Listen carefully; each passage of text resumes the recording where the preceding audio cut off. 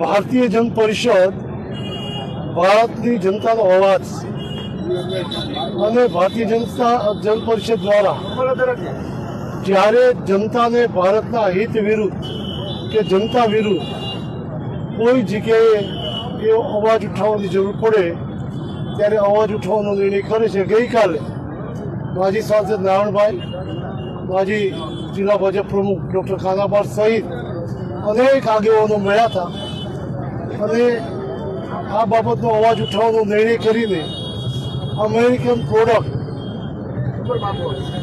બહિષ્કાર કરવો અને અમેરિકન પ્રોડક્ટને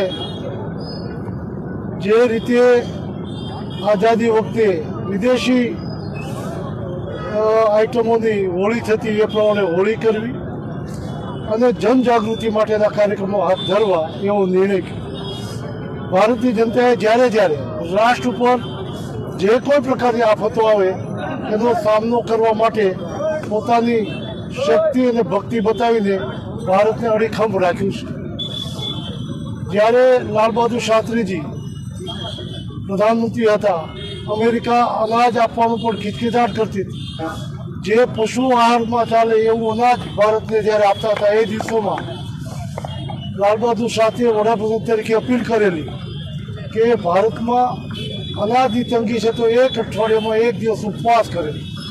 એ દિવસોમાં હોટલો પણ એક દિવસ બંધ રાખીને ભારતીય જનતાએ ઉપવાસ કર્યા હતા।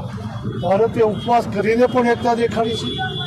અટલજીએ પોખરણનો અણુઝડકો કર્યો ત્યારે અમેરિકાએ આર્થિક પ્રતિબંધો મૂક્યા હતા। ત્યારે મને બરાબર યાદ છે, ગામડાઓમાંથી, કર્મચારી મંડળમાંથી, સામાજિક સંસ્થાઓમાંથી આર્થિક ભંડોળ કરીને ભારતની તિજોરીમાં જમા કરાવવા માટે અનેક ઓફરો શરૂ થઈ ગઈ હતી કે ભારત કોઈ જગ્યાએ પાછી ન કરે। હવે અમેરિકા ફરી વખત ભારત જે રીતે ડિફેન્સમાં સશક્ત બન્યું છે, આપણે સૌ જાણીએ છીએ ઓપરેશન સિંધુમાં ભારતના બનાવેલા સંસાધનો દ્વારા અમેરિકન અને ચાઇનાના જે જબે તોડ જવાબ આપનારા એમના ડિફેન્સના વિમાનોને તોડી પાડ્યા અને વિજય પ્રાપ્ત કર્યો। એવી સ્થિતિમાં અમેરિકાને પેટમાં તેલ રેડાણું છે કે ભારત હવે સક્ષમ પોતાની ક્ષેત્રમાં તમામ ક્ષેત્રોમાં થઈ રહ્યું છે। આર્થિક સ્થિતિમાં વિશ્વમાં ત્રીજા નંબર તરફ જઈ રહ્યું છે। ત્યારે ભારતને દબાવવા માટે એમણે ટેરિફના નામે ટેરિફ વધારવાના પ્રયાસથી ભારતને દબાવવાનો પ્રયત્ન કર્યો છે।